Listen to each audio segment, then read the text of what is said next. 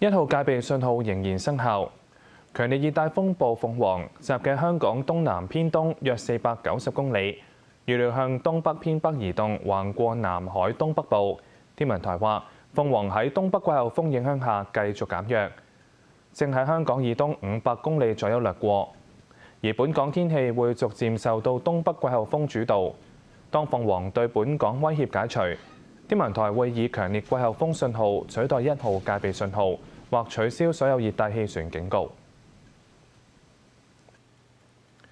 風暴鳳凰逼近台灣，外圍環流為多地帶嚟強風同暴雨。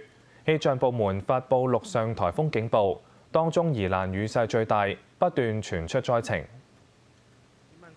當局向宜蘭縣發出降雨警戒，部分低窪地段水浸，積水超過40厘米。警方拉起警戒線，防止車輛誤闖被淹浸。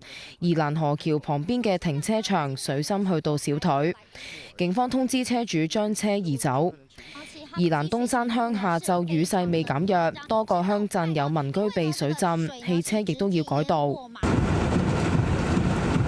而喺台北市山區雨勢增強，陽明山小油坑陣風達10級，強風加上暴雨，導致能見度低。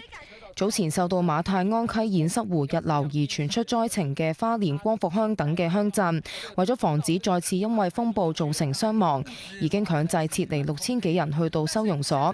但係有村民朝頭早跑返屋企，村長表示無奈。